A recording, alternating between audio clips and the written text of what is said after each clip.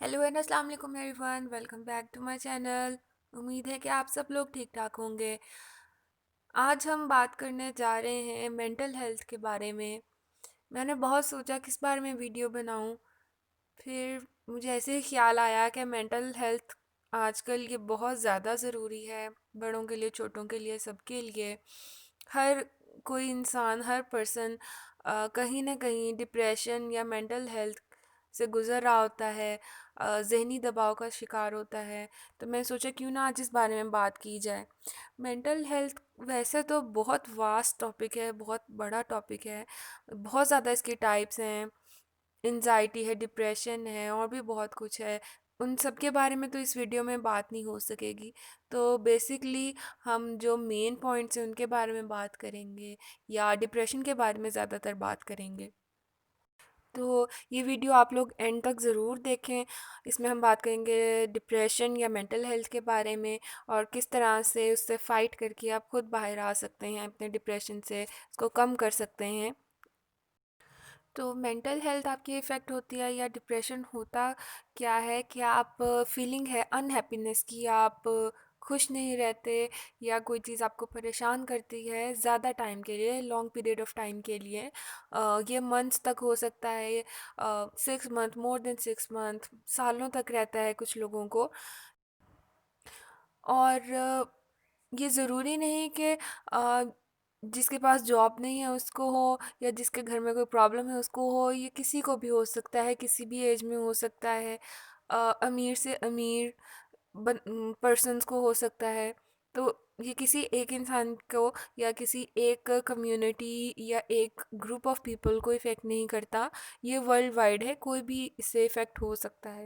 हमारी बॉडी में बहुत से केमिकल्स और हार्मोन्स होते हैं, जैसे कि सीरोटोनिन होता है, एड्रीनालिन होता है, नॉन एड्रीनालिन है। ये सारे केमिकल्स हमारे मूड को ठीक करते हैं। अगर ये केमिकल्स हमारी बॉडी में कम हो जाएं तो उस वजह से होता है डिप्रेशन। डिप्रेशन होने की कॉजेज़, वजूहात बहुत सी हो सकती हैं। जैसे कि आपके पर्सनल कोई रीज़न हो सकती है, आपके जेनेटिकली हो सकता है। जेनेटिकली स्टडीज़ में आता है कि 70% डिप्रेशन जेनेटिकली होता है। इसके अलावा आपकी इन्वायरमेंटल फैक्टर की वजह से हो सकता है, जैसे कोई अगर आपको बार बार किसी बात पे पोक कर रहा है, तंग कर रहा है या पॉइंट कर रहा है, उस वजह से भी आपको डिप्रेशन हो सकता है। और डिप्रेशन एक तरह से एक बीमारी है। इसका प्रॉपर इलाज करवाते हैं लोग, मेडिसिन्स लेते हैं, कंसल्टेशन करते हैं साइकोलॉजिस्ट के साथ। और अगर इसको ट्रीट ना किया जाए तो इस वजह से लोग सुसाइड तक कर लेते हैं। तो डिप्रेशन को हमेशा सीरियस लेना चाहिए, कोई आम छोटी सी बात नहीं है। और डिप्रेशन से किस तरह बाहर आएँ और किस तरह से कोप अप करें, इसके कुछ ही पॉइंट्स हैं, कुछ ही टिप्स हैं कह लें। सबसे पहले अपने आप को अच्छे लोगों से सराउंड करें। आपकी फैमिली आ जाएगी सबसे फर्स्ट में। अपनी फैमिली को टाइम दें, उनके साथ टाइम स्पेंड करें। अपने फ्रेंड्स सर्कल अच्छा करें, उसमें बातें शेयर करें। अगर आप किसी से, फ्रेंड्स या फैमिली से बातें नहीं शेयर करना चाहते तो आप अपने आप पे टाइम लगाएं।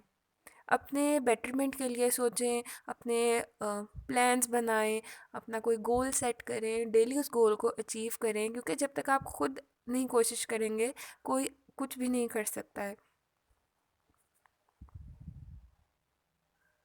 अपनी फेवरेट हॉबीज़ करें, चाहे वो सिंगिंग है, राइटिंग है, कुछ पेंट करना है, या म्यूज़िक सुनना है। जो आपका पीस पे आपको रख रहा है वो काम आप करें। अपने लिए डेली कुछ नया करें। आप जिनसे प्यार करते हैं, अपनी फैमिली के लिए, उनके लिए कुछ नया करें। अपने आप को प्राउड फील करवाएं। इसके अलावा सबसे ज़्यादा ज़रूरी है आप प्रे करें। जितना आप अपने गॉड से करीब होंगे, अल्लाह ताला से करीब होंगे, उतनी ही जल्दी आप इस डिप्रेशन से बाहर आएंगे। अपने दिल का हाल उनको बताएं, दिन में 5 टाइम्स प्रे करें आप। तो इंशाल्लाह ताला आप ज़रूर डिप्रेशन से बाहर आएंगे। So the change begins with in you for your self. आप अपने आप को अपने लिए ठीक रखें, तो सब कुछ ठीक होगा। अगर आपको ये वीडियो पसंद आया तो गाइस मेरी वीडियो को प्रमोट करें, शेयर करें, सब्सक्राइब करें मेरे चैनल को। I will catch you guys in the next video. तब तक के लिए अल्लाह हाफिज़।